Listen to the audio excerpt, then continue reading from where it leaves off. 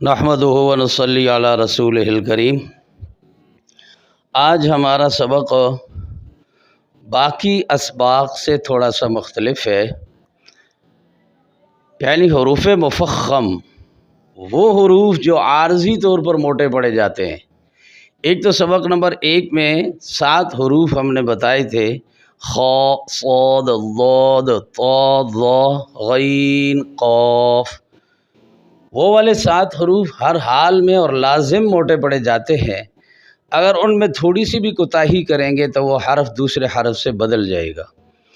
اور آج کے جو حروف ہیں 3 حروف مفخم ان کا نام رکھا گیا ہے، یعنی منہ بھر کر آواز نکالنا۔ وہ حروف جو کبھی موٹے اور کبھی باریک پڑے جاتے ہیں، یعنی کبھی موٹے اور کبھی باریک بھی ہوتے ہیں، اس لیے یہ ہر حال میں موٹے نہیں ہیں، لہذا یہ عارضی موٹے ہیں۔ وہ 3 ہیں، نمبر 1 را، دوسرا الف، اور تیسرا لفظ اللہ کا لام۔ اب سب سے پہلے ہم را جن جن حالتوں میں موٹی پڑی جاتی ہے وہ روزانہ کے اسباق کے مطابق پڑھیں گے۔ آج جو را کو موٹا پڑھنے کی مشق ہم کریں گے وہ را پر زبر اور پیش ہو تو موٹا ادا کریں گے، صرف زبر اور پیش۔ اب زبر جو ہے وہ را کے اوپر ہوگی، را کے اوپر زبر بھی ہوتی ہے، 2 زبر بھی ہوتی ہیں اور کھڑی زبر بھی ہوتی ہے، اور را کے اوپر پیش بھی ہوتی ہے، 2 پیش بھی ہوتی ہیں اور الٹی پیش بھی۔ عربی کے اندر آئے گی، میرے خیال میں قرآن پاک کے اندر را پر الٹی پیش نہیں ہے، پیش اور 2 پیش تو ہوں گی۔ لہذا ابھی سب سے پہلا حرف ہے ربک۔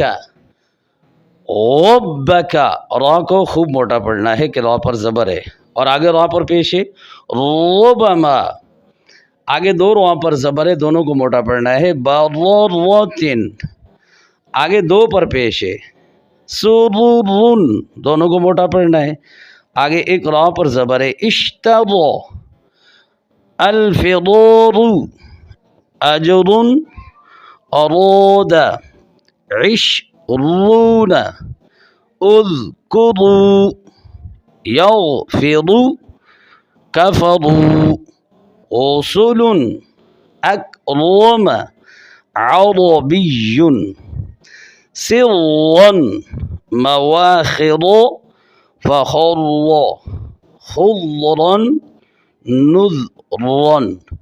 اب اس سبق میں جتنی بھی را آ رہی ہیں ان سب کو آپ نے موٹا پڑھنا ہے، اور اس موٹا پڑھنے کو کہتے ہیں مفخم، یعنی مفخم تفخیم سے ہے، جیسے تشدید اور مشدد، تفخیم اور مفخم۔ تفخیم کہتے ہیں منہ بھر کر آواز نکالنے کو، مفخم حرف کو کہتے ہیں۔ تو ادھر جتنی بھی را آ رہی ہیں سب کو توجہ کے ساتھ منہ بھر کر آواز ان سب کی نکالنی ہے، را کی۔ تو را کو موٹا پڑھنا ہے زبر اور پیش کی حالت میں۔ اللہ پاک عمل کی توفیق عطا فرمائے۔